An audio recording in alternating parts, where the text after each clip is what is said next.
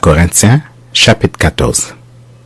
Recherchez la charité, aspirez aussi aux dons spirituels, mais surtout à celui de prophétie. En effet, celui qui parle en langue ne parle pas aux hommes, mais à Dieu, car personne ne le comprend, et c'est en esprit qu'il dit des mystères. Celui qui prophétise, au contraire, parle aux hommes, les édifie, les exhorte, les console. Celui qui parle en langue s'édifie lui-même. Celui qui prophétise édifie l'Église. Je désire que vous parliez tous en langue, mais encore plus que vous prophétisiez. Celui qui prophétise est plus grand que celui qui parle en langue, à moins que ce dernier n'interprète pour que l'Église en reçoive de l'édification.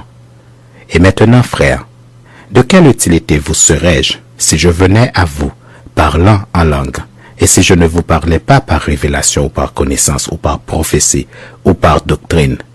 Si les objets inanimés qui rendent un son comme une flûte ou une harpe ne rendent pas de son distinct, comment reconnaîtra-t-on ce qui est joué sur la flûte ou sur la harpe? Et si la trompette rend un son confus, qui se préparera au combat? De même, vous, si, par la langue, vous ne donnez pas une parole distincte, comment saura-t-on ce que vous dites? Car vous parlerez en l'air. Quelque nombreuses que puissent être dans le monde les diverses langues, il n'en est aucune qui ne soit une langue intelligible. Si donc je ne connais pas le sens de la langue, je serai un barbare pour celui qui parle, et celui qui parle sera un barbare pour moi. De même, vous, puisque vous aspirez aux dons spirituels, que ce soit pour l'édification de l'Église, que vous cherchiez à en posséder abondamment. C'est pourquoi que celui qui parle en langue prie pour avoir le don d'interpréter. Car si je parle en langue, mon esprit est en prière, mais mon intelligence demeure stérile. Que faire donc? Je prierai par l'esprit, mais je prierai aussi avec l'intelligence. Je chanterai par l'esprit, mais je chanterai aussi avec l'intelligence.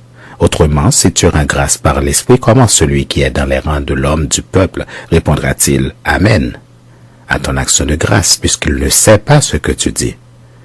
Tu rends, il est vrai, d'excellentes actions de grâce, mais l'autre n'est pas édifié. Je rends grâce à Dieu de ce que je parle en langue plus que vous tous.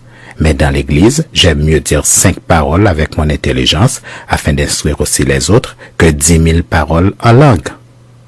Frères, ne soyez pas des enfants sous le rapport du jugement. Mais pour la malice, soyez enfants, et à l'égard du jugement, soyez des hommes faits. Il est écrit dans la loi, c'est par des hommes d'une autre langue et par des lèvres d'étrangers que je parlerai à ce peuple. Et ils ne m'écouteront même pas même ainsi, dit le Seigneur. Par conséquent, les langues sont un signe, non pour les croyants, mais pour les non-croyants. La prophétie, au contraire, est un signe, non pour les non-croyants, mais pour les croyants. Si donc, dans une assemblée de l'Église entière, tous parlent en langue, et qu'il survienne des hommes du peuple ou des non-croyants, ne diront-ils pas que vous êtes fous? Mais si tous prophétisent et qu'il survienne quelque non-croyant ou un homme du peuple, il est convaincu par tous, il est jugé par tous.